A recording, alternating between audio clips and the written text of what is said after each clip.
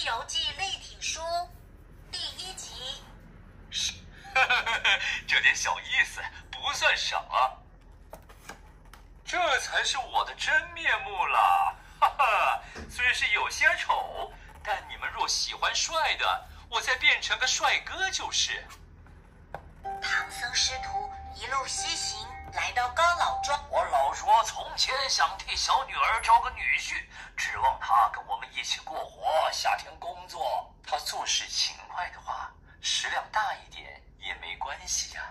这有什么难？老儿你尽管放心，今夜我一定帮你抓住妖怪，叫他写退亲文。这算什么锁？有跟没有一样，看我轻松破坏他。爹爹，我在这里呀！老儿，你的恋爱回前面宅里再慢慢聊吧。让唐僧师徒一路西行，来到高老庄。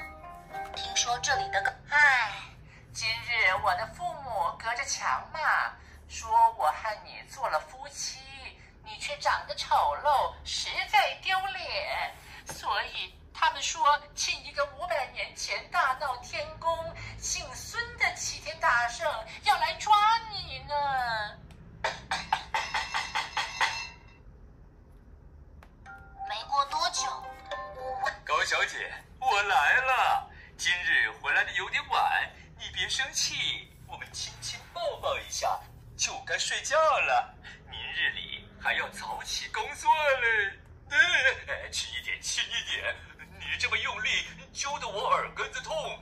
是老孙把妖怪抓回来了。老儿多蒙菩萨圣恩，既从无善果，要做徒弟自然是好。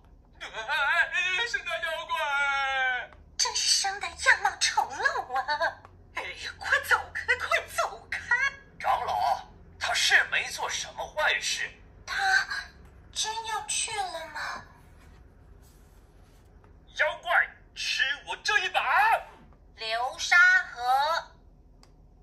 哎呀，这天，师徒3人来到了一条遗物。看我保障的厉害！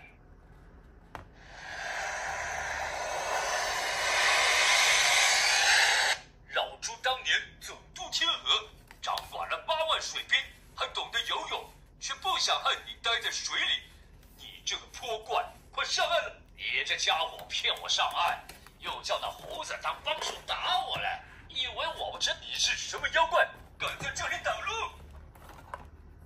嘿嘿，老孙也来打，玩个爽！